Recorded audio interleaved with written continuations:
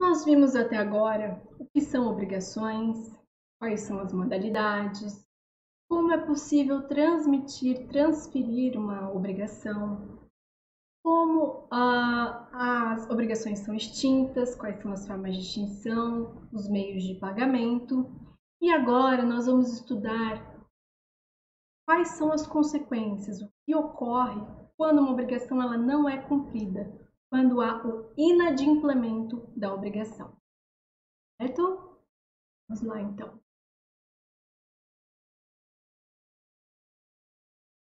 O inadimplemento da obrigação ocorre quando o devedor não cumprir a prestação devida, quando o devedor deixar de cumprir aquela prestação.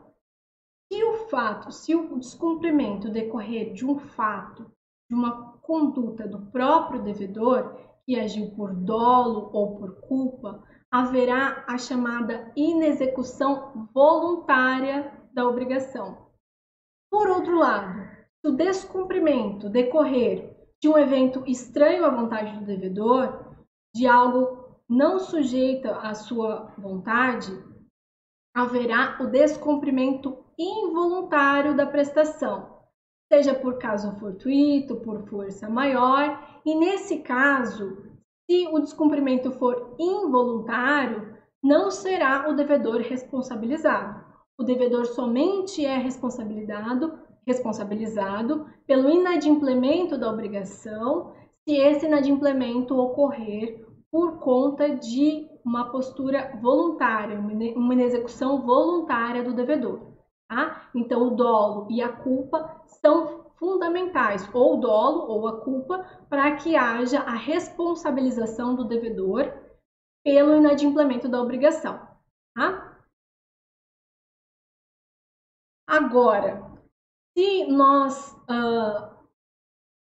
tratarmos de contratos benéficos, aqueles contratos em relação aos quais um dos contraentes não tem qualquer vantagem, a responsabilização desse contraente somente ocorrerá se ele agiu com dolo.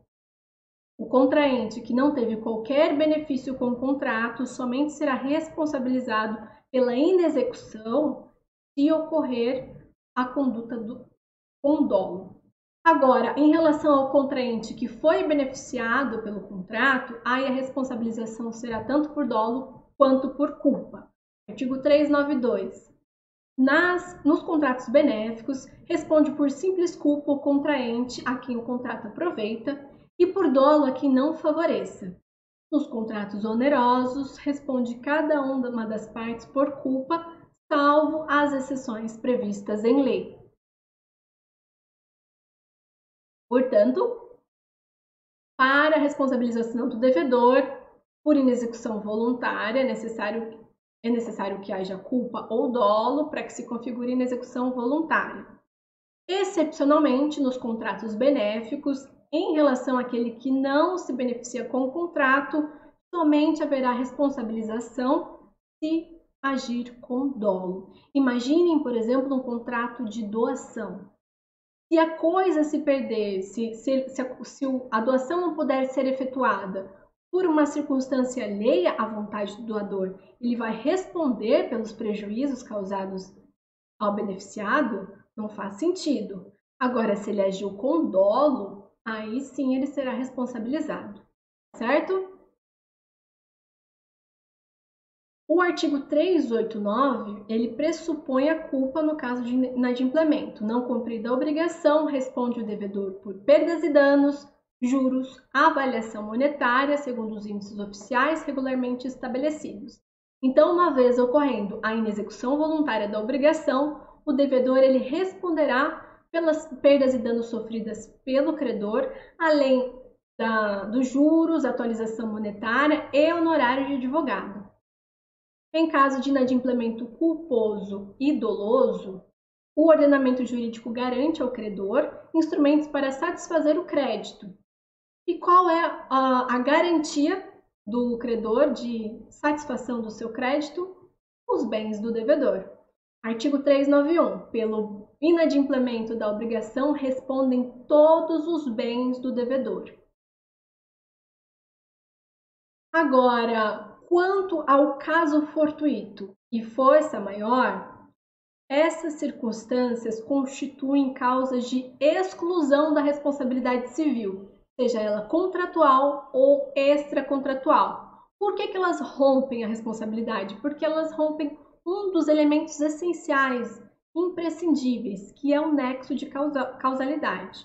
Então, o caso fortuito, força maior, rompe o nexo de causalidade e afasta a responsabilidade civil contratual ou extracontratual.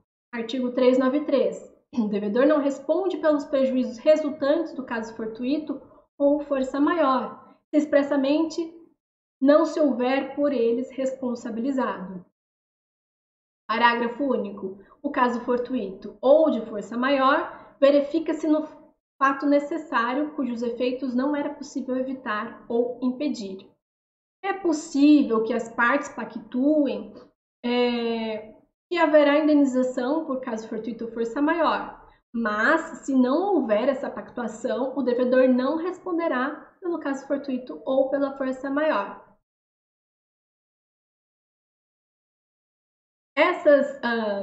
Esses institutos, eles se situam fora do alcance de vontade da parte.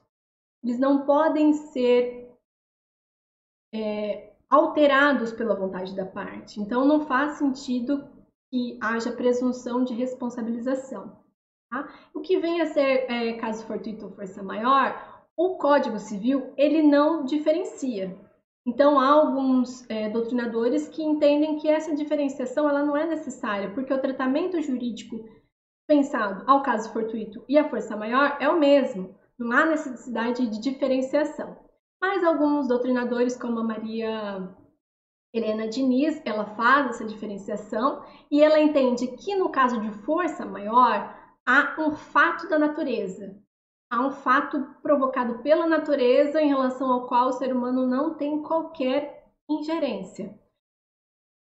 Pode-se conhecer o motivo ou a causa que deu origem ao acontecimento, como no caso de um raio, de uma inundação, que impeça a entrega de uma mercadoria, de um terremoto que cause prejuízos. Por outro lado, o caso fortuito tem origem em causa desconhecida, como em um cabo elétrico aéreo que, sem saber o motivo, se rompe e cai sobre fios telefônicos, causando incêndio, explosão da caldeira de uma usina, por exemplo. O importante é que, para a configuração do caso fortuito ou da força maior, estejam presentes os requisitos. O primeiro requisito, fato não determinado por culpa do devedor. O evento acontece sem qualquer interferência do devedor, sem que o devedor tenha agido com negligência, com imprudência, com imperícia ou principalmente com dolo, né?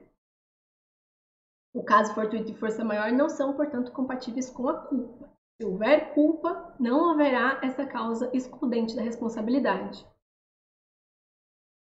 O segundo requisito é que o fato seja superveniente à pactuação e inevitável, que seja impossível a prática de algum ato pelas partes para prevenir ou evitar os danos decorrentes do caso fortuito da força maior. E, por fim, o fato deve ser irresistível, fora do poder humano. Tá? Muito bem. Quais são as espécies de inadimplemento? Absoluto e relativo. O inadimplemento absoluto ocorre quando a obrigação não for cumprida e nem possa mais ser cumprida, porque não é mais útil ao credor ou por circunstâncias naturais mesmo. Pela natureza da obrigação, ela não possa mais ser cumprida. Nesse caso, tem-se o inadimplemento absoluto, porque não é mais possível o cumprimento da prestação pactuada. No caso do inadimplemento absoluto, ele ainda pode ser total ou parcial. No inadimplemento absoluto total, há a perda total da prestação devida, do objeto devido. No inadimplemento absoluto parcial, há uma perda de parte da obrigação. Pode compreender um ou mais objetos, ou alguns deles. o inadimplemento ele pode ser relativo. O inadimplemento relativo ocorre quando a obrigação deixou de ser cumprida no tempo e no modo pactuado, mas ainda é possível que ela seja cumprida. É possível que o devedor cumpra a prestação e que essa prestação ainda seja útil ao credor. O inadimplemento relativo é a configuração da mora. O devedor está em mora de uma prestação que deixou de cumprir, mas ainda pode ser cumprida. Certo? Então, vamos para a mora. Artigo 394. Considera-se em mora o devedor que não efetuar o pagamento e o credor que não quiser recebê-lo, no tempo, lugar e forma que a lei ou a convenção estabelecer. Portanto, tanto o devedor quanto o credor podem incorrer em mora, desde que o primeiro não efetue o pagamento e o segundo não receba esse pagamento, no tempo, lugar e forma previstos em lei ou no pacto firmado entre as partes. A mora é o retardamento ou imperfeito cumprimento da prestação. Haverá mora quando o devedor ainda puder cumprir a obrigação, como nós vimos, é um inadimplemento relativo, possibilitando ao credor receber a prestação que lhe interessa. Artigo 394, que nós acabamos de ler. É essencial para a configuração da mora que haja culpa ou dolo do devedor no atraso do cumprimento. Se o atraso decorrer de um caso fortuito ou de uma força maior, ele não incorrerá em mora, não incorrerá nas consequências dessa mora.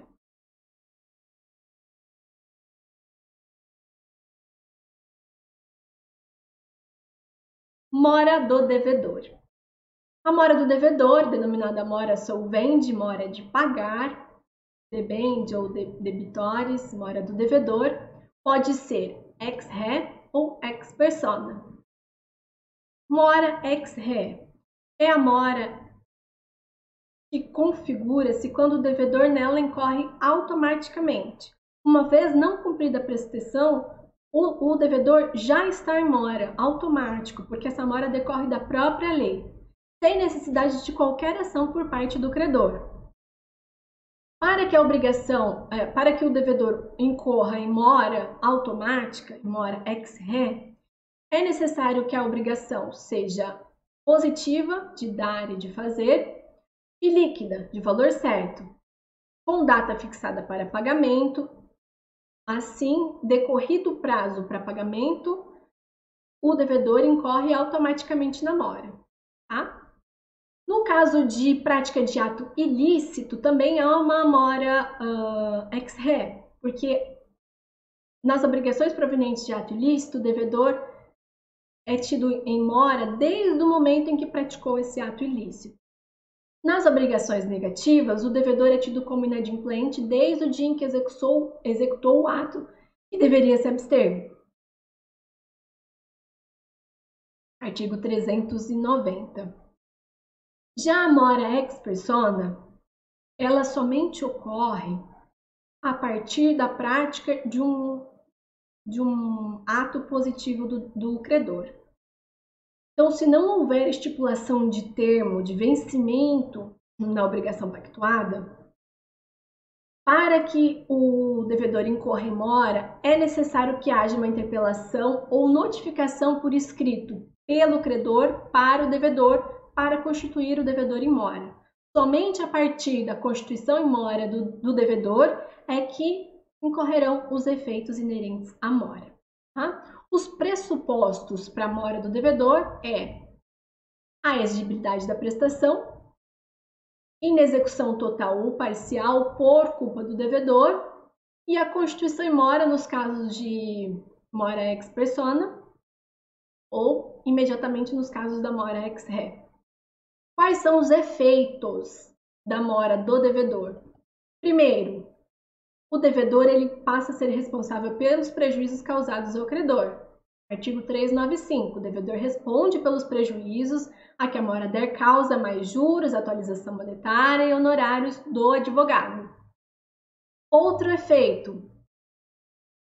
Possibilidade de o credor exigir satisfação das perdas e danos, rejeitando a prestação, se devido à mora ela se tornou inútil. Então imaginem a compra de um vestido de noiva e estabelecida a data de entrega do vestido, a empresa não efetua a entrega do vestido. Após a data do pagamento, a data do casamento, a entrega desse vestido ela não é mais útil para a noiva, para a contratante. Então, a contratante ela pode se recusar a receber depois da data e pleitear as perdas e danos decorrentes da mora do devedor, da mora da empresa. O enunciado 162 do Conselho da Justiça Federal, ele estabelece que a inutilidade da prestação que autoriza a recusa da prestação por parte do credor deverá ser aferida objetivamente, consoante o princípio da boa-fé objetiva e a manutenção do sinalagma, e não de acordo com o mero interesse subjetivo do credor. Portanto, essa recusa do credor em receber a prestação por não ser mais útil deve ser uma recusa objetiva, não ser objetivamente mais útil aquela prestação.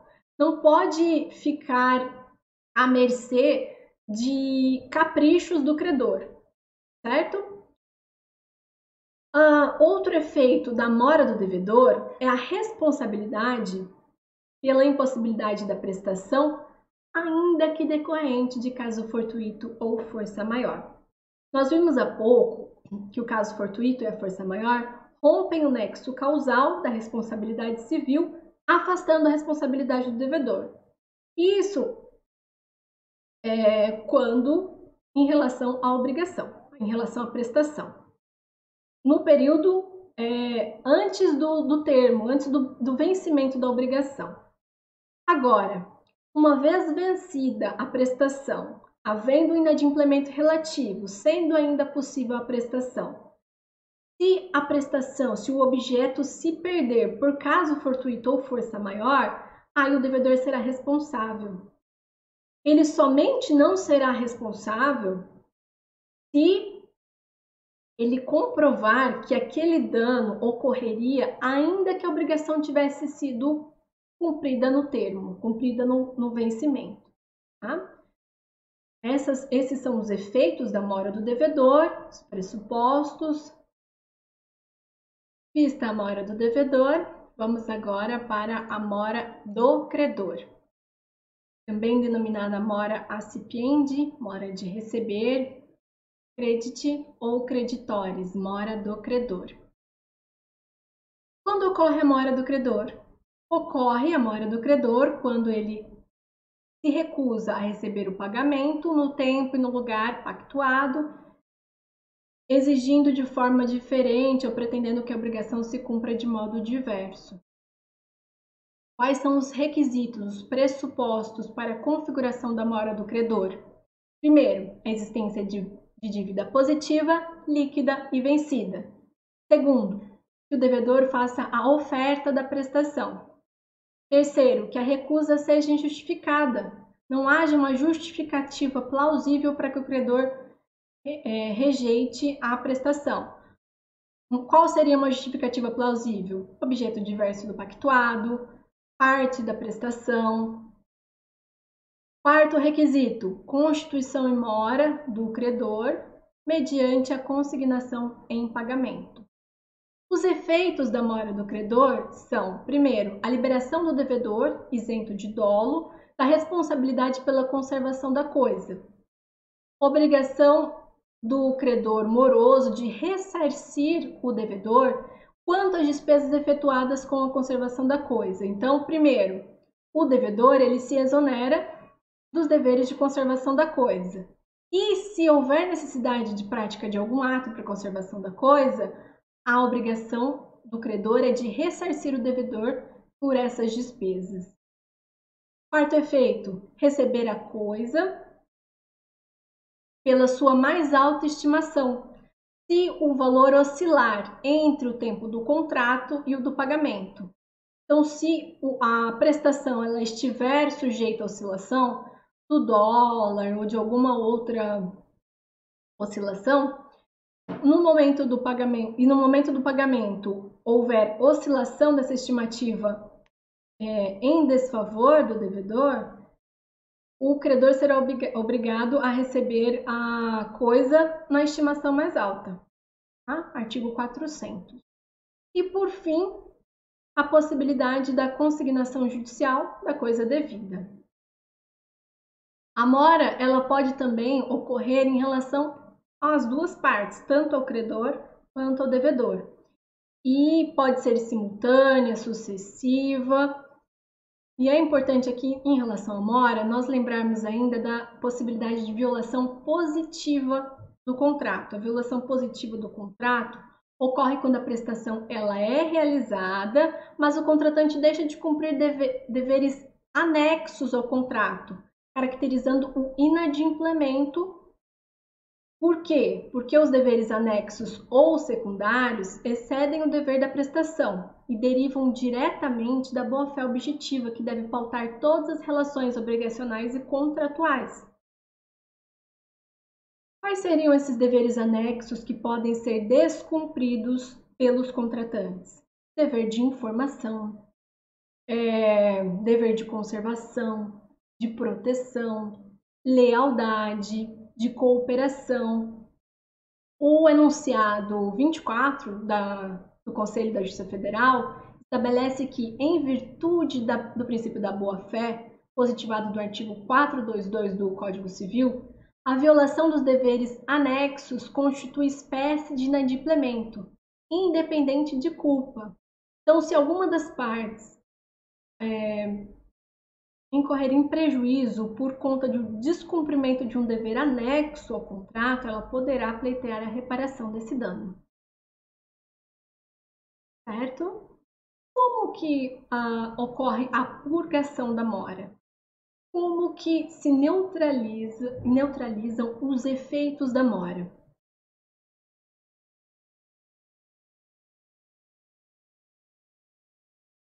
Só poderá ser feita a purgação da mora ou a cessação dos seus efeitos se a prestação ainda for proveitosa ao credor, pois se em razão do retardamento tornou-se inútil ou outro contratante, haverá o inadimplemento absoluto e não será mais possível aí a emenda da mora, a purgação da mora. Então, para que seja possível a purgação da mora, é necessário que a prestação ainda seja útil ao credor, portanto, que tenha ocorrido o inadimplemento relativo. O artigo 401 do Código Civil, ele estabelece os modos como ocorrerá a purgação da mora.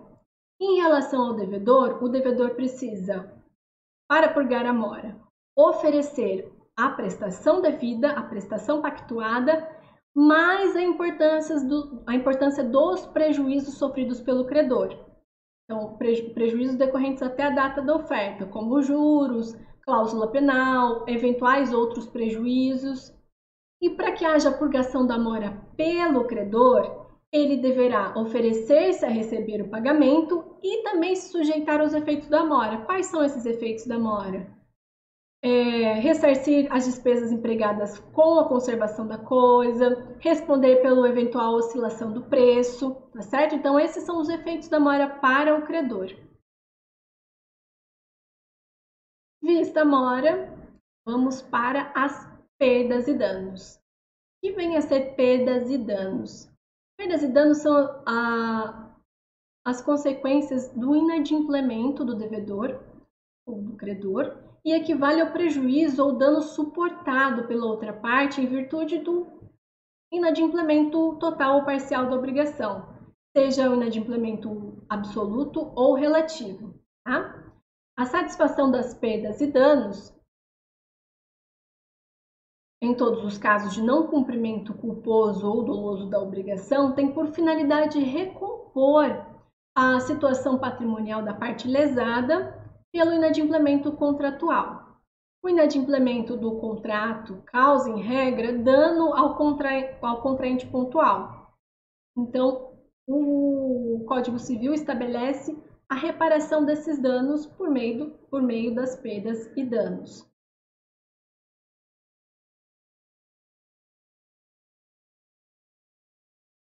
E quais são os danos que podem decorrer do inadimplemento culposo ou doloso? Primeira espécie de dano é o dano emergente. Dano emergente é o efetivo prejuízo, a diminuição patrimonial. Representa a diferença do patrimônio do contraente antes do ato e depois do inadimplemento contratual. Essa diferença, essa redução patrimonial decorrente diretamente do inadimplemento do devedor é denominada dano emergente, aquele dano efetivo, prejuízo efetivo. O lucro cessante é uma frustração da expectativa. É aquilo que o credor deixou de ganhar por conta do inadimplemento do devedor. É necessário sempre que haja um nexo causal entre o prejuízo, seja ele o dano emergente ou o lucro cessante, e a inexecução voluntária da obrigação, seja culposa, seja dolosa.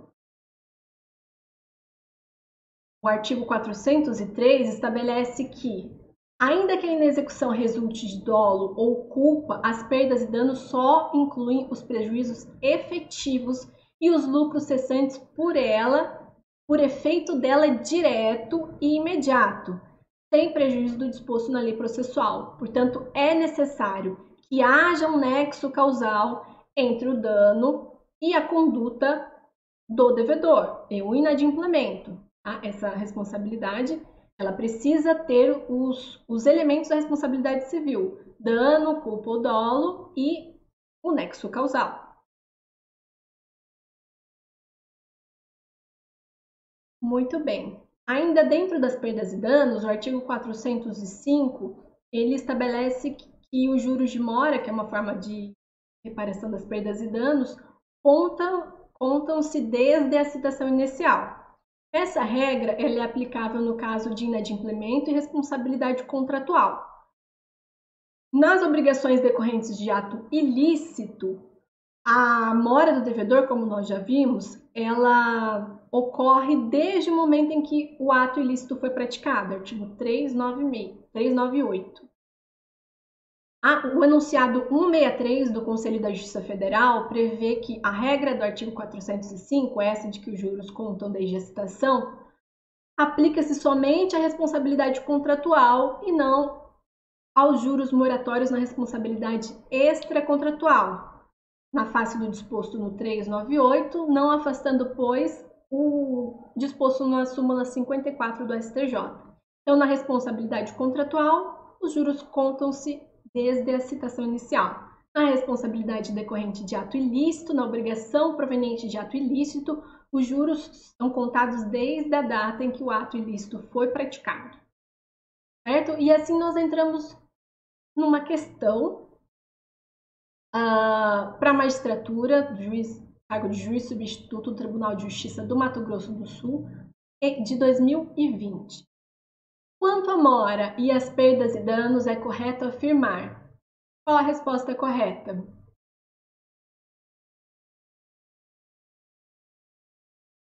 A mora do credor subtrai o devedor isento de dolo a responsabilidade pela conservação da coisa. Perfeito. Obriga o credor a ressarcir as despesas empregadas em conservá-la. Perfeito. Sujeita-o a recebê-la pela estimação mais favorável ao devedor, se o seu valor oscilar entre o dia estabelecido para o pagamento e o da efetiva prestação. Perfeito, é a redação do artigo 400. Alternativa B. Havendo fato ou omissão imputável ao devedor, este não incorre em mora? Ora, se o inadimplemento é imputável ao devedor, se ele incorreu em culpa ou dolo, ele incorre sim em mora, artigo 396. Alternativa C. Nas obrigações provenientes de ato ilícito, considera-se o devedor em mora a partir do ajuizamento da ação indenizatória correspondente? Não, acabamos de vir a partir da data em que o ato ilícito foi praticado, artigo 398. Alternativa D. O devedor em mora responde pela impossibilidade da prestação, salvo em qualquer caso, se essa impossibilidade resultar de caso fortuito ou força maior? Não. O devedor em mora responde pela impossibilidade da prestação, inclusive em caso fortuito ou força maior, se ele já estava em mora. Se o devedor estava em mora, ainda que a prestação se perca por caso fortuito ou força maior, ele será responsabilizado. Artigo 399. Por fim, alternativa E. Salvo se a inexecução resultar de dolo do devedor, as perdas e danos só incluem o prejuízo efetivo e os lucros cessantes por efeito dela direto e imediato, sem prejuízo do disposto na lei processual? Não. Salvo se a inexecução resultar de culpa também. Se a inexecução ou resultar de dolo e culpa, o devedor será responsabilizado pelas perdas e danos. Artigo 403. Tá? Vamos agora para os juros, que são juros legais. Os juros, eles são o rendimento do capital, são os frutos do capital. E eles são os frutos civis. Eles podem ser compensatórios ou remuneratórios e moratórios. Juros compensatórios ou remuneratórios são os devidos pela compensação pela utilização do capital pertencente a outra pessoa. Então, quando é pactuado, por exemplo, um contrato de mútuo bancário, o banco ele empresta para o indivíduo um valor, mas ele cobra por esse empréstimo. Como faz essa cobrança? Por meio dos juros remuneratórios. Os juros que incorrerão durante o período normal do contrato. Mesmo que o devedor estiver adimplente, faça o pagamento na data prevista, haverá incidência de juros remuneratórios. Os juros moratórios, eles incidem apenas quando houver o inadimplemento da obrigação pelo devedor. Eles são incidentes em caso de retardamento na restituição ou no descumprimento da obrigação. Havendo mora do devedor, incorrerá os juros moratórios.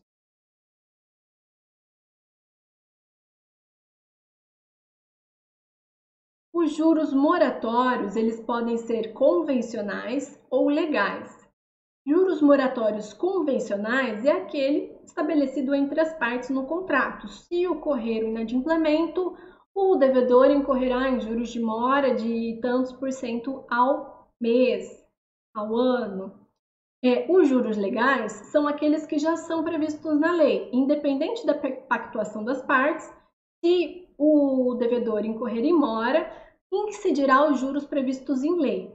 O artigo 406 estabelece que quando os juros moratórios não forem convencionados ou forem sem taxa estipulada, ou quando provierem de determinação da lei, serão fixados segundo a taxa que estiver em vigor para a mora do pagamento de impostos devidos à Fazenda Nacional. Já o artigo 407 estabelece que, ainda que não se alegue prejuízo, é obrigado o devedor aos juros de mora que se contarão, assim, as dívidas em dinheiro, como as prestações de outra natureza, uma vez que esteja fixado o valor pecuniário por sentença judicial. Então, ainda que as partes não pactuarem, no caso de inadimplemento, haverá incidência dos juros legais.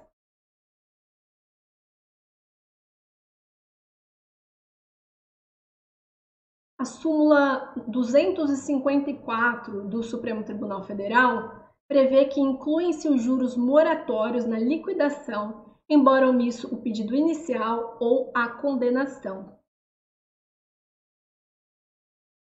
Qual é o termo inicial dos juros? Há diversas regras de termo inicial dos juros, a depender da natureza da obrigação, da da necessidade ou não de constituição em mora do devedor, mas as regras mais importantes e que podem cair. Em regra, os juros moratórios são devidos a partir da constituição em mora do devedor. Então, se a obrigação ex re, incide imediatamente. Se a obrigação ex persona, a partir da interpelação judicial ou extrajudicial do devedor. Se a obrigação for negativa, configura-se a mora do devedor desde o dia que executou o ato que deveria se abster. Se a obrigação for positiva e líquida, a partir do vencimento. Se a obrigação decorrer de ato ilícito, nós já vimos, desde o momento em que o ato ilícito foi praticado.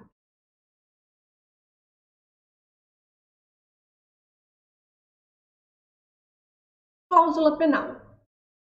O que é cláusula penal? Cláusula penal é uma obrigação acessória à obrigação principal e tem duas funções. Uma função de índole penal, de meio de coerção, um meio de compelir o devedor a cumprir aquela obrigação, a cumprir a prestação, e tem também uma finalidade ressarcitória, com a prefixação de perdas e danos em decorrência de eventual inadimplemento das partes. Artigo 408. Incorre em pleno direito o devedor na cláusula penal, desde que culposamente deixe de cumprir a obrigação ou se constitua em mora. Modalidades de cláusula penal.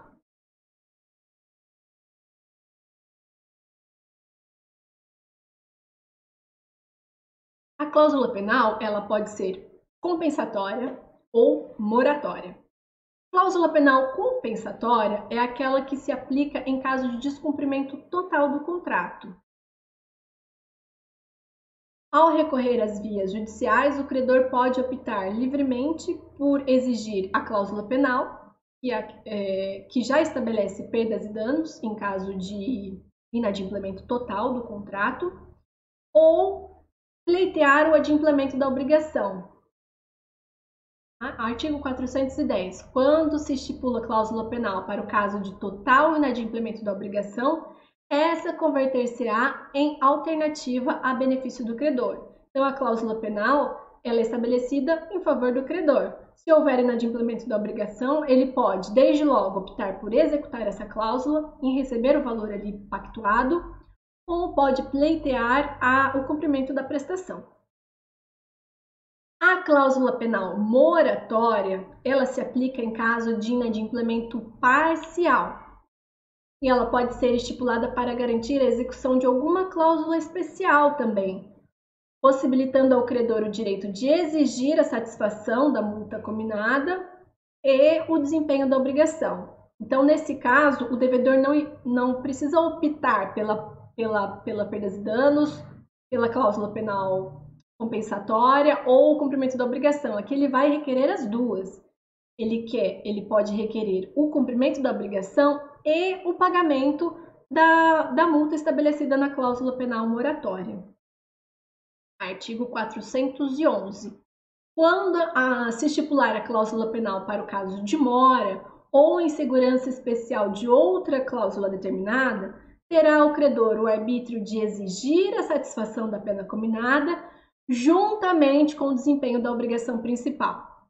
Então, recapitulando, cláusula penal compensatória deve ser estipulada para a inexecução total da obrigação. Havendo cláusula penal compensatória, o devedor pode optar em exigir o pagamento da cláusula penal, da multa prevista nessa cláusula, ou exigir o cumprimento da obrigação. Se a cláusula penal for de natureza moratória, ela ocorre quando houver um inadimplemento parcial da obrigação. Neste caso, o credor poderá exigir o pagamento da cláusula da multa e o cumprimento da obrigação, cumulativas.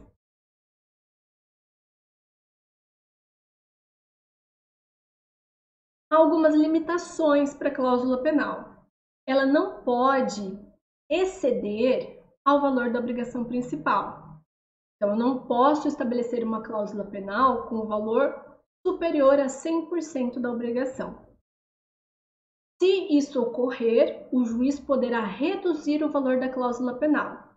Quando ele poderá reduzir? Quando ultrapassar o limite legal, ultrapassar o limite do valor da prestação principal, e também poderá ocorrer essa redução na hipótese do 413, que é quando houve um cumprimento parcial já da prestação e a penalidade se mostrar manifestamente excessiva, certo? Então, imaginem que uma cláusula penal ela incide sobre o valor total da obrigação. Uma obrigação de R$100 incide uma multa de 10% do valor da obrigação. Então, uma multa de R$10. Mas a parte já pagou as prestações periódicas e resta um saldo de apenas R$20 para pagamento.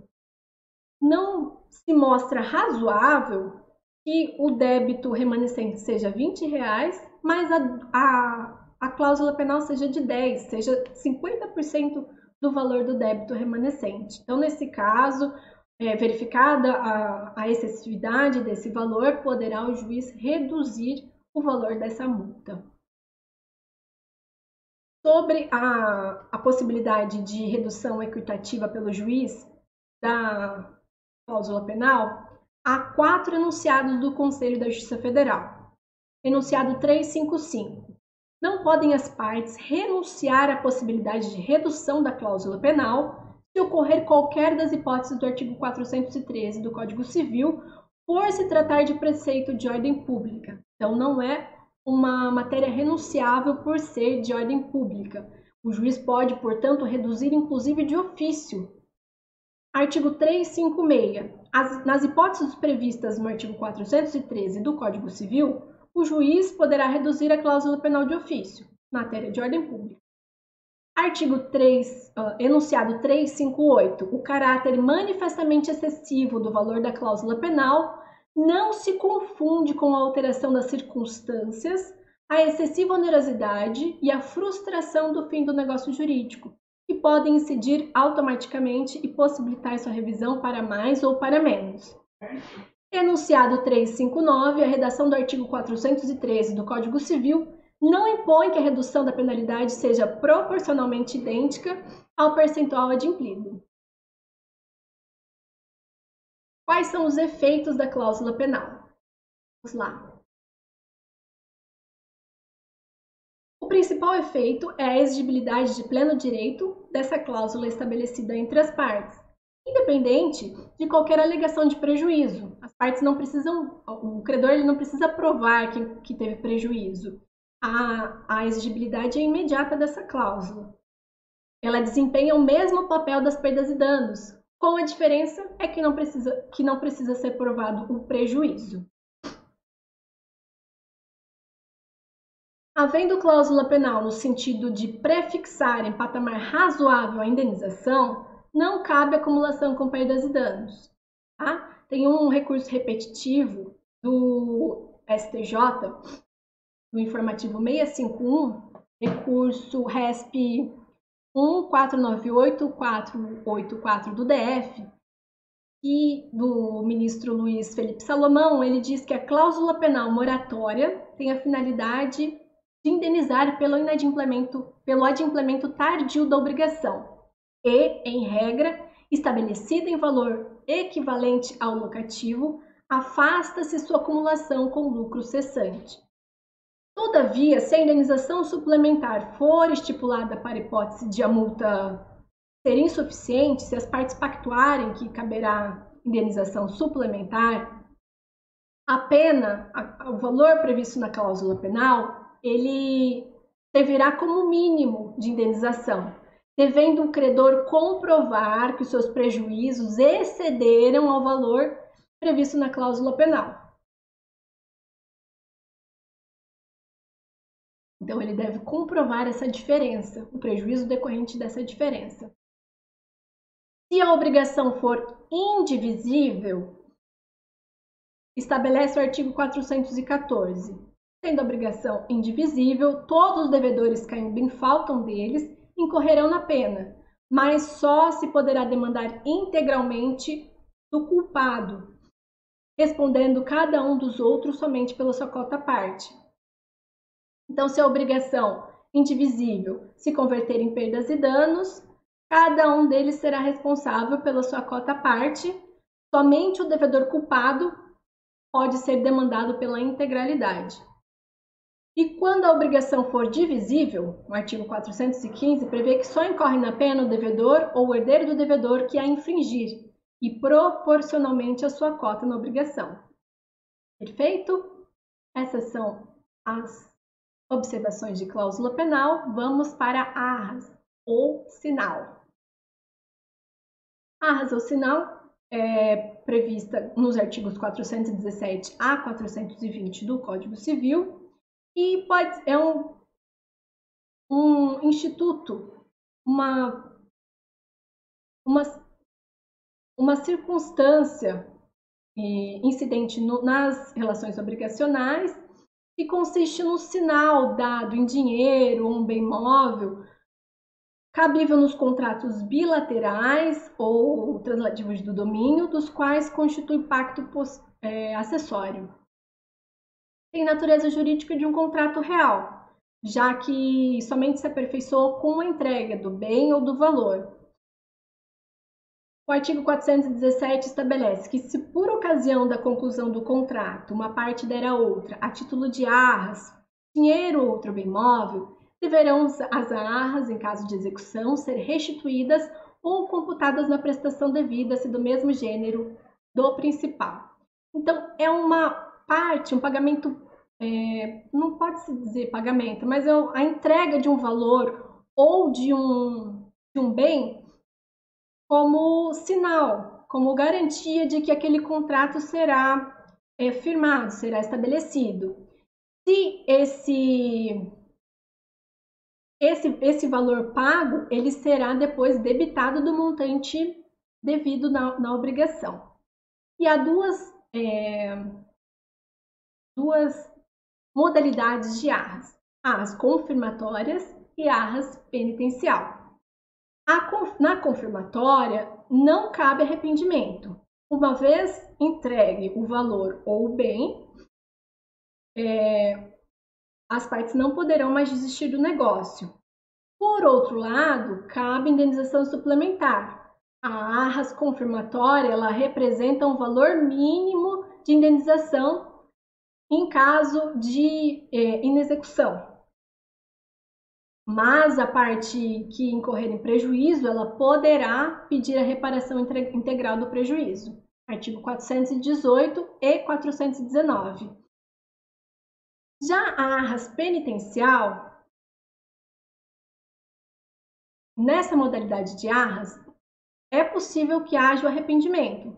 A parte pode entregar o bem, entregar o valor e depois se arrepender e não querer prosseguir com aquela obrigação. Por outro lado, não cabe indenização suplementar. Essa é a grande diferença entre as duas arras. A primeira, não cabe arrependimento, mas cabe indenização suplementar. Neste caso, da penitencial, cabe arrependimento, mas não cabe indenização suplementar. Eu acho que eu confundi, né? Arras confirmatória, não cabe arrependimento e cabe indenização suplementar. Arras penitencial, cabe o arrependimento, mas não cabe indenização suplementar. Aquele valor entregue ou aquele bem entregue, ele já vale como indenização. A parte, o credor, ele não tem mais o direito de pleitear valores suplementares para reparar eventuais prejuízos que sofreu.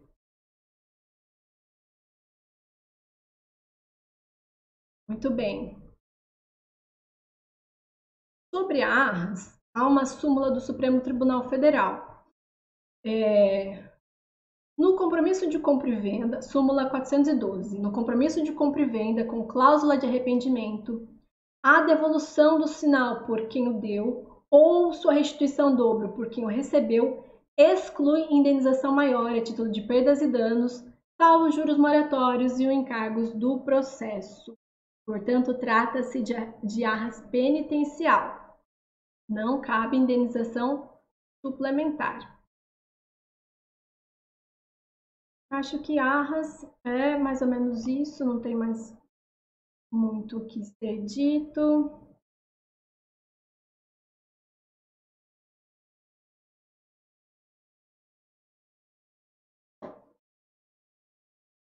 Muito bem, pessoal. Então, agora encerramos nosso estudo do direito das obrigações. Vimos todos as disposições legais referentes a essa matéria, fizemos alguns exercícios. Desejo a todos bons estudos e retornaremos com o estudo dos contratos, direito contratual. Até mais!